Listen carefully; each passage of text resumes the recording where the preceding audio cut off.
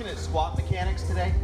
We talk a lot about like don't round under during a squat. So obviously we don't want to be in flexion with our spine, right, under load. However, we don't want to be overextended either, because that can create some bad issues too. With female athletes, you often see this with hypermobile spines or gymnasts or any populations like that. So Carly's going to squat, and we're going to just take a look at like where the lumbar spine and thoracic spine kind of meet.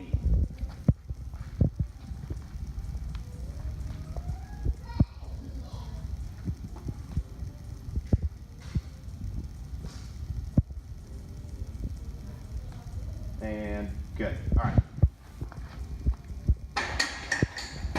So what you can see there is like she maintains a fairly neutral spine on the way down. This is typically what I see. It's like it's kind of like how do we start getting some lower back pain and we can't figure out why, because everything looks like it's tracking pretty well. But if you watch on the bottom, it's like a reverse butt wing.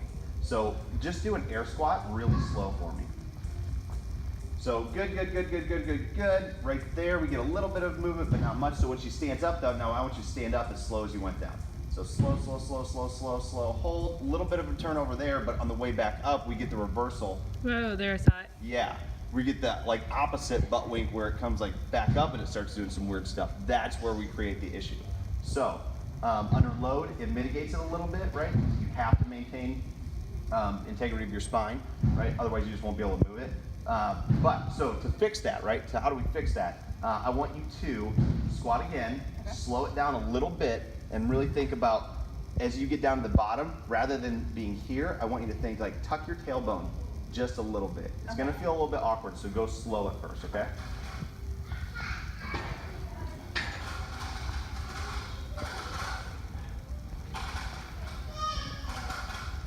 Yep, so squeeze your hips under. There we go. Maintain. Hold. Good. And good. Still got it a little bit. Let's try. Don't go quite so deep. Okay.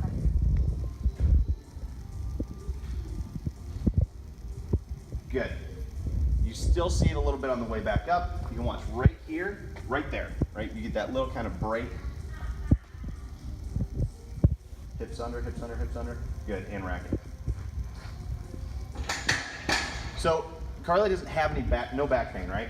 But that is something where it's like, I would call this an asymptomatic movement pattern right now, right? That'll probably last for as long as it lasts, right? How old are you? 25. 25, right? Beth, who's videoing, flip the camera around, say hi. I don't know how. So Beth has kind of the same issue. We had back pain that we worked on for, what, 3 years, I think? Yeah. And it was kind of the same movement pattern. So if that's the case, And it right? didn't come on right away. Yeah. I was fine for a couple years, and then all of a sudden, basically my spinal erectors couldn't handle it anymore. Right, they just kind of say enough's enough. Yeah. But keeping those glutes engaged here, right, and keeping a neutral pelvis, that's what's going to be your go-to. Things like tempo goblet squats, single leg bridges even, but maintaining hips under. So still talking about this like overextension piece on an air squat right now. So one cue that I really like to correct this is not as much, so if you think from your air squats, turn to the side, right? So we typically think air squat, hips back, knees out, chest up. Those are the 3 main cues, right? So just go ahead and do everything. Don't try to fix anything yet, okay? Hips back, knees out, chest up. So you can see on the way back up, like we just talked about, we get that big reversal, right? So hold there. So rather than, with an athlete that moves like this, rather than hips back, knees out, chest up, all I want you to think about, Carly, is rather than hips back first, we're still going to go weights loading through our posterior chain, but I want you to think through your feet.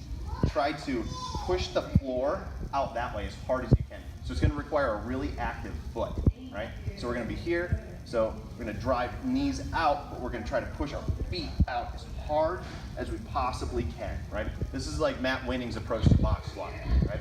So that's all I want you to think. Like drive your feet out like as hard as you can. Try to pull the floor apart, push the floor apart. And this should go basically straight down, right? So we're still getting it, but it's not near as bad. Now, I want you to think with that, right? Drive your feet out and keep your butt slightly tucked under, okay? Much better. Much better. So you can see we're not getting near that reversal as we come up. And then you can do this under a load, you can do this on a box. Box squatting with this would be a great thing to do. You can add mini bands around the knees, all that type of stuff. So.